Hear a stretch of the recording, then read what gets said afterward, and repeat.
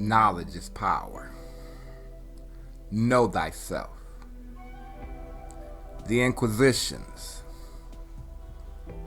The destruction of the library at Alexandria.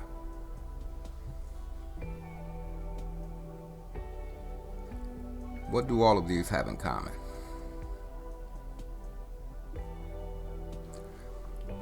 All of these things deal with information and the control thereof. Now, before I get into information or knowledge, let's talk about the importance of our mind. Not the brain, but the mind. The brain and the mind are not the same thing. The brain reacts to the physical, tangible, visible world, while the mind is connected to the spiritual, transcendent world of thought. Although the brain is often associated with the mind isn't confined by the brain. Your mind permeates information to every cell in your body, including the brain. Your mind is what has control over your body, not the brain. When we speak of the third eye, or the pineal gland, as the seat of the soul, you get a better understanding. You see, modern science would have you believe it's just a gland. This isn't true. The pineal gland is literally constructed like an eye with rods and cones. Close your eyes and envision an apple. Can you see it? Yes. And that is your third eye. The third eye can create any image you can imagine. These imaginings are on a spiritual plane. Now, you can or should be able to understand Yeshua saying in Matthew 5:28 that looking at a woman lustfully is actually committing adultery. Lusting is of the mind. The power of the mind and its connection to spirit is very important in understanding this world's construction. The mind is the temple of God. The part of our head that we call the temple is a cross section of the pineal gland. And this stuff is very real, very deep, and very liberating once you know how you're being enslaved. They don't have to poison your body.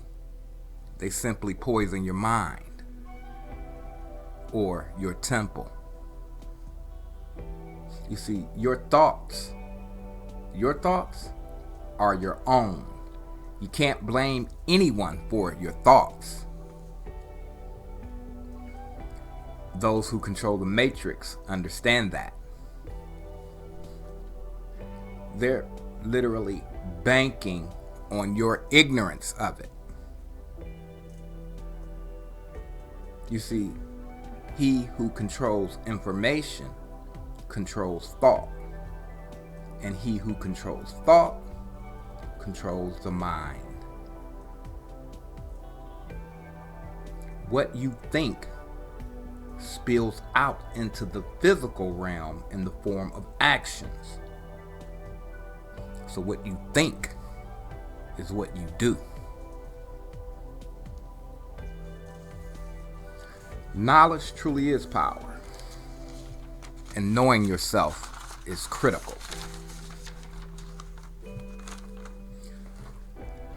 The library at Alexandria, Egypt, was burned down in 48 BC by Julius Caesar.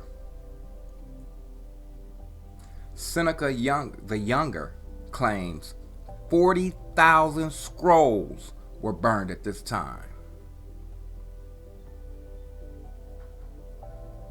Cassius Dio, a mulatto historian, claims only the library's warehouse actually burned. This is due to the fact that many of these scrolls were seized and remain intact in the basement of the Vatican. The point is, Europe went on a rampage against information or knowledge. Constantine and Christianity came about through the destruction of knowledge. The Inquisitions were all about destroying knowledge and the people who held it.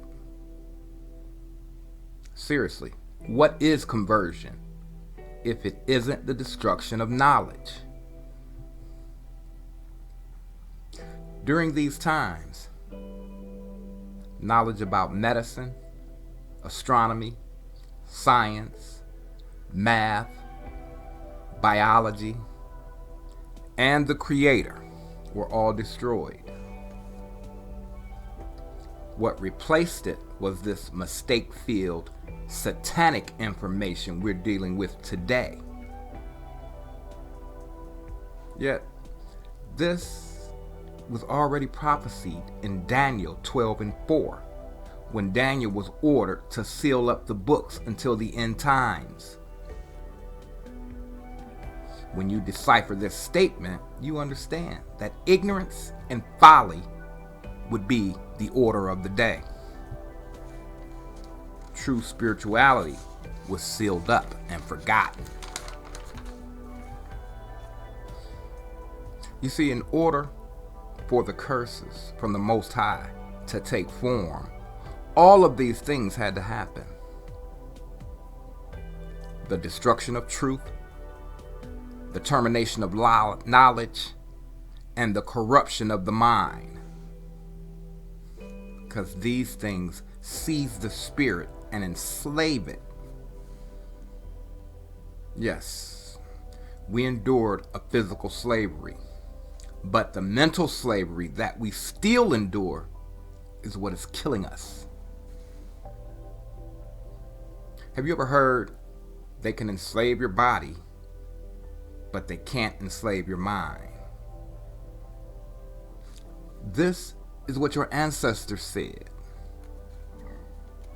I thought that was crazy until now. I mean, I understood, so I thought what they were trying to say, but I thought it was nuts. Today, I know exactly what they meant. Control your thoughts, or your thoughts will control you.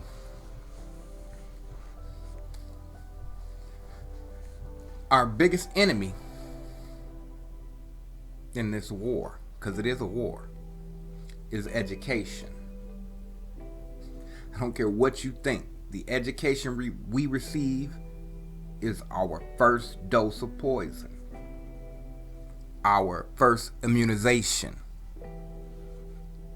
That's why it's free, like these vaccines. These jobs are created through their education. A doctor, lawyer, auto mechanic, plumber, electrician are all able to charge you money because you lack information. Think about it. You're paying because you don't know how to do it. Knowledge is power. But where are these occupations getting their knowledge. Really. That's the key. Doctors can only do as they were taught to do. Medicine is big business. And that is what they're taught. We need to be cognizant of the information we're allowing ourselves to be captivated with. Remember, the mind is ours, and as such, needs to be guarded. The music industry is poison. The news media is poison. Hollywood is poison. The entire entertainment field is poison. And I mean that, quite literally. What do you think the meaning of Matthew 18:9 is? If your eye offends you, you pluck it out. If the eye is the window to the soul, what you expose your eyes to goes straight to your mind or spirit. So we have a responsibility to not expose our eyes or ears to things that will corrupt our spirit. The enemy knows this, so they blast you from every angle. Whether it be TV, radio, classroom, social media, politics, religion, or whatever. They bombard us with this poison, and we need to be aware. Fashion to finance, they infiltrate and tug at our senses. They want our greed, lust, envy, covetousness, and perjury on deck. The reason drugs and alcohol are so big is because they directly affect our spirit. Alcohol distorts and drugs open pathways. They destroy our ability to defend. These things were placed here for other uses. In and of themselves, they're not evil.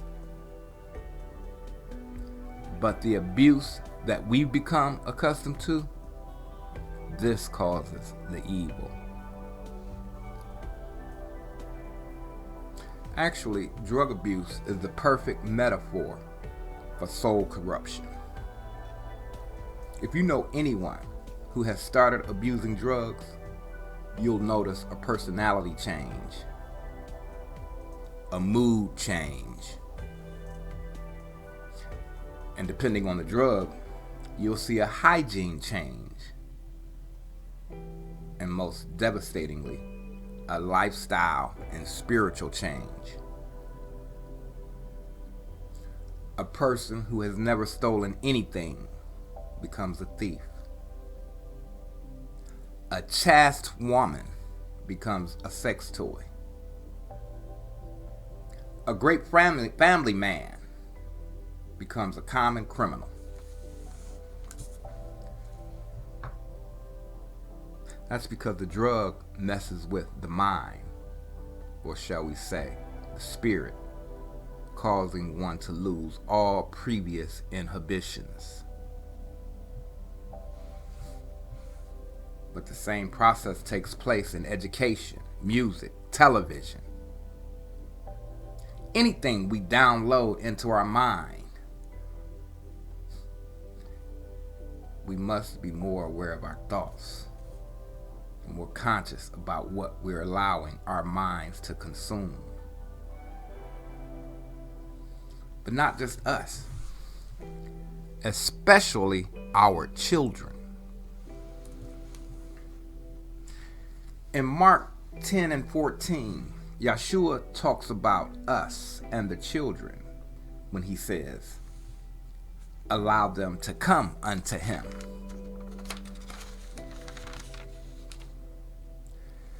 We cannot allow this society to poison their spirit at such young ages. They are our responsibility. They say the child's mind is a terrible thing to waste, as they go about destroying it at every turn.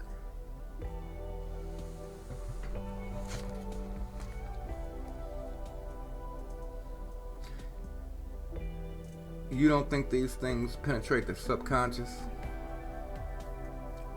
Well, they do. You see, we're rarely aware of our subconscious mind, but it affects our feelings and behavior. So much of us is buried in our subconscious. This is just another place for these demons to attack. That's what's meant by the full armor of God. Your actions are a direct result of the information you're dealing with. If the information is corrupt, the actions will be corrupt also.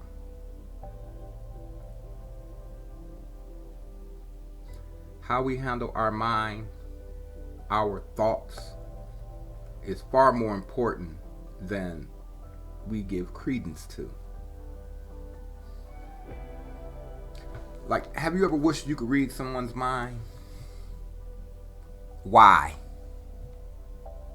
Because you know the truth resides there. The mind is a terrible thing to waste. And so it's time. We just got to be vigilant about what we're inputting into our minds. Because what goes in must come out.